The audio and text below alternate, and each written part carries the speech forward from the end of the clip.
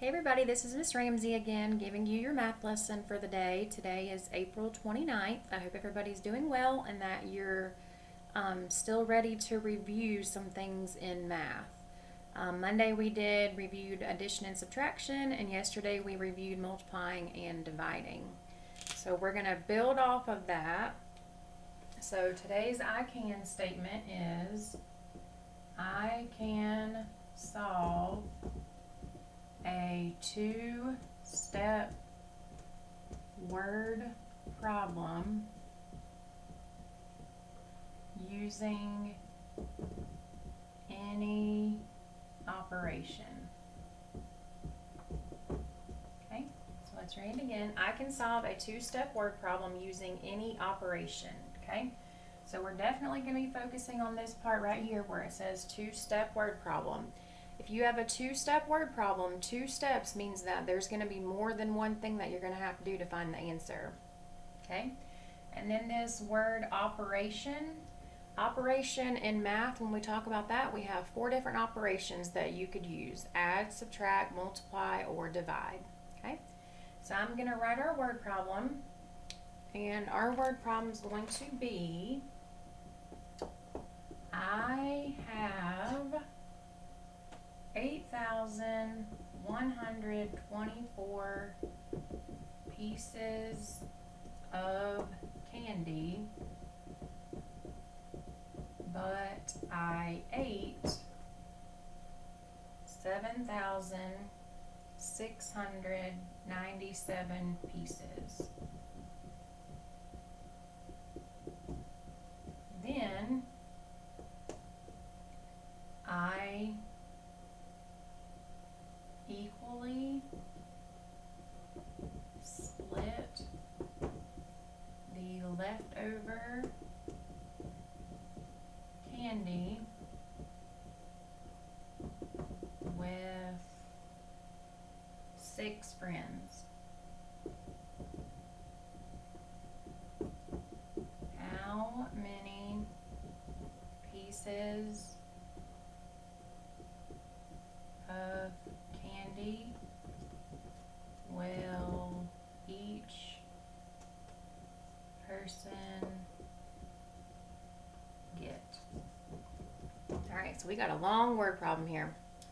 I have 8,124 pieces of candy, so that's going to be important here. But I ate 7,697 pieces. Wow, I hope we don't ever eat that much candy because you would definitely get a bellyache. But let's think about that. If you start out with 8,124, but then you ate them, do you have them anymore? Nope, they're gone. So what will we do to take those pieces of candy away that you ate? Hopefully you know that it's subtracting. So my first step here would be 8,124 minus 7,697. Alright, so we always start in the ones place. You cannot do 4 minus 7, so you regroup. You go to the tens. You take a 10 away. That leaves you 1, and then you bring that 10 over, so the 4 becomes 14. Now 14 minus 7 is 7, and you go to the tens, but you cannot do 1 minus 9. So you go over to the hundreds. There's only 1 there, so that leaves you with 0, and you bring it back over. So this 1 becomes an 11. 11 minus 9 is 2. Now you go to the hundreds. 0 minus 6 you cannot do, so you go to the thousands. This 8 becomes a 7, and this 0 becomes a 1. So 10 minus 6 is 4, and 7 minus 7 is 0. There's a lot of regrouping going on in that problem. Alright, so I've solved my first step. Then I equally split the leftover candy with 6 friends. So this whole part, equally split with 6 friends. We know that when you split things in math, you divide them. So how many pieces of candy will each person get? I'm going to have to take my leftover candy, which was 427, and I'm splitting them with 6 friends. So I'm going to divide this by 6. Okay? So first you ask yourself, can 6 go into 4?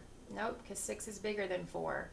So now I got to ask myself, how many times will 6 go into 42? And this is definitely going to require you to know your multiplication facts, because 6 can actually go into 42 exactly 7 times, because 7 times 6 is 42. And when you subtract, 42 minus 42 is 0. You bring down the 7. How many times can 6 go into 7? 1 time. 1 times 6 is 6, and then I subtract, and 7 minus 6 is 1. So that 1 is my leftover, so that's going to be remainder 1.